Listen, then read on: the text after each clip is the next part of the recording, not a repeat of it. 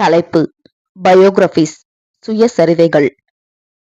பக்கம் 32. சகோதரி எமிலி போ. மறைவு 1974. இதை செய்யுங்கள். உங்களால் கூடுமானால், உங்களிடம் ஆர்வம் இருப்பின் உங்களால் எதையும் செய்யக்கூடும். உங்கள் நம்பிக்கைகள் நட்சத்திரங்களாக எழும்புவதற்கு ஆர்வம் எனும் நுரையே அவசியமானது. ஆர்வமானது உங்கள் கண்களில் பிரகாசித்தால், உங்கள் சிந்தை மற்றும் உங்கள் சக்தியினால் புதிய யோசனைகளை செயல்படுத்தக்கூடும். ஆர்வமுள்ளவர்களே போராடுபவர்கள். அவர்கள் மனோபலம் வாய்ந்தவர்கள். அவர்கள் தங்களுக்குள் தகுதியை வைத்திருப்பவர்கள். முன்னேற்றத்தின் அடிப்படை ஆர்வமே. இது இருந்தால் ஒன்றை வெற்றிகரமாக செய்யக்கூடும். இது இல்லாவிடில் அவர்கள் நோக்கமில்லாதோர் ஆவர். சகோதரி எமிலி போ அவர்களை விளக்க வேண்டுமானால் பேராவல் மற்றும் ஆர்வம் என்றே கூறலாம். இவர் 1894 டிசம்பர் 26 சுவிட்சர்லாந்தின் ஹீகுனோட் மூதாதையர்களின் கிறிஸ்தவ பெற்றோருக்கு பிறந்தார். இளம் பெண்ணான இவர் ஏறக்குறைய நீரில் மூழ்கி மூச்சு திணறல் ஏற்பட்டு இறக்கும் நிலையில் இருந்தார். மருத்துவரால் இவரை மீட்கக்கூடாத நிலையாக ஆனது. அவரது தாயார் எப்படியேனும் அவர் மிகவும் இளம் வயதுடையவராகி இருந்தபடியினால் வெற்றிகரமாக காப்பாற்ற வேண்டும் என நினைத்தார். பின்னர் அவர் கர்த்தருடைய மாபெரும் வேலைகளை செய்யவே கர்த்தரே தம் இளம் பிராய வாழ்வினை காப்பாற்றினார் என்பதை தெளிவாக அறிந்து கொண்டார்.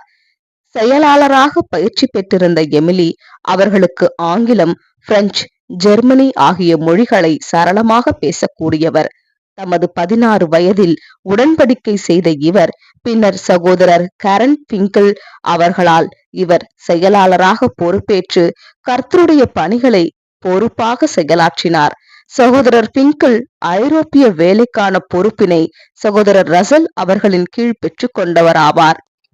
பார்க்கவும் பயோகிராபி ஆஃப் சகோதரர் பிங்கிள்.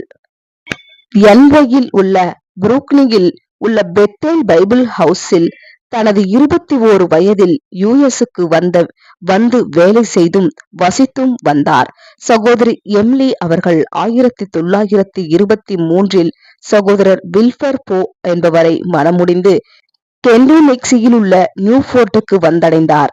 அவர் சகோதரர் போ அவர்களுக்கு விசுவாசமுள்ள துணையாகவும் இருந்தார் மற்றும் சகோதரர் போ அவர்கள் அநேக ஆண்டுகள் ஓஹியோ எக்லிசியாவில் சின்சினாடியில் மூப்பராக பணியாற்றினார்.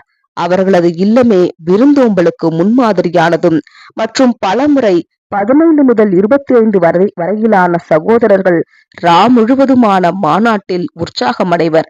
கடின உழைப்பாளி, நேர்மையானவர் மற்றும் முழு அர்ப்பணிப்பை கர்த்தரிடம் செய்திருந்த சகோதரி போ அவர்கள் தனது தாளந்துகள், திறமைகள் மற்றும் தனது பலத்தை தொடர்ச்சியாக கர்த்தருடைய ஊழியத்தில் பயன்படுத்தி வந்தார்.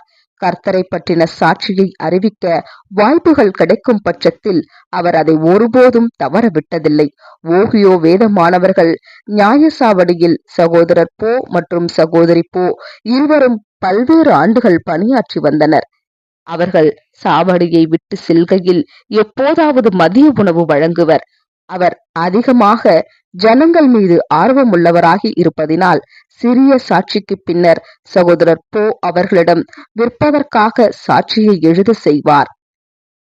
போஸ் இருவரும் ஒரு நாளில் 100 முதல் 125 வரையிலான முதலாம் தொகுதிகளை விற்றதோடு 100க்கும் அதிகமான துண்டு பிரசுரங்கள் மற்றும் சிற்றேடுகளுக்கான வேலையை செய்தனர்.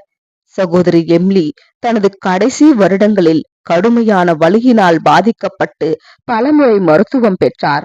அவர் தன்னுள் இருந்த பேராவலினால் தனக்கு கிடைத்த சந்தர்ப்பங்களையெல்லாம் தேவனை மகிமைப்படுத்தவும் தான் சத்தியத்தின் மூலமாக பெற்ற இன்பத்தினை பிறருக்கு அறிவிப்பதிலும் பயன்படுத்தி கொண்டார். அவர் மற்ற நோயாளிகளை நேரில் கண்டு அவர்களிடம் சிற்றேடுகள் மற்றும் துண்டு பிரசுரங்களை வழங்கினார். அவர் பெருமளவில் பாதிக்கப்பட்ட பின்னர் அதிலிருந்து குணமாகி தமது இல்லத்தில் வரும் வரை 1969 மருத்துவமனையில் இருந்தார். அவரது விசுவாசம் மற்றும் மனோபலம் அவருக்கு மிகுந்த துணிச்சலை அளிப்பதுடன் அனைவருக்கும் தூண்டுதல் அளிப்பதாக இருந்தது. அவரது அன்பின் விருந்தோம்பல் ஒருபோதும் சரியான வகையில் பதிவு செய்யக்கூடாத ஒன்றாக இருப்பதுடன் தன் முழு சரீர பலத்தையும் சகோதரர்களுக்காக பணி செய்வதிலேயே பயன்படுத்தியதுடன் தனது இறுதி மாதங்களிலும் கூட சேவை செய்வதற்கே விரும்பினார். தனது 80வது வயதாக அக்டோபர் 8, 1874 தனது மாற்றத்தை பெற்றுக்கொண்டார். சத்தியம் மற்றும் கர்த்தரின் மீது விசுவாசமும் ஆர்வமும் பேராவலும் இவர் கொண்டிருந்தவரானபடியினால் அனைவராலும் நேசிக்கப்பட்டவராகவும் அறியப்பட்டவராகவும் இருந்தார். நமது வாழ்வினை தூண்டுதல் பெற செய்யக்கூடியதாகவும் அவரது நினைவுகளானது அழகிய உதாரணங்களாகவும் இருக்கின்றன. பின்வருவன சகோதரி எம்லியின் மேற்கோள்கள். 1. கிறிஸ்தவ சுயாதீனம். நன்மையான யாவையும் எல்லா ஜனங்களுக்கும் எல்லா நேரங்களிலும் எல்லா வழியிலும் செய்தல் வேண்டும். தரையை துடைத்தல், பாத்திரம் கழுவுதல், காலணிகளை பளபளப்பாக்குதலும் கூட உள்ளடங்கியது. 2. கர்த்தருக்காக யாவற்றையும் செய்ய வேண்டும். 3 முக்கியமான பாடங்கள் விசுவாசம், ஒழுக்கம், பணிவு, ஒப்புக்கொடுத்தலும் உள்ளடக்கியது. 4. நீங்கள் ஒருபோதும் தவறிழைக்க கூடாது.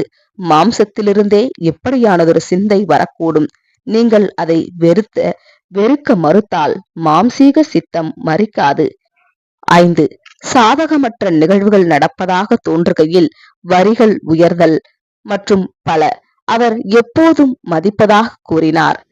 நல்லது, ராஜ்யம் நமக்கு வெகு சமீபமாய் இருக்கிறது. ஆமேன்.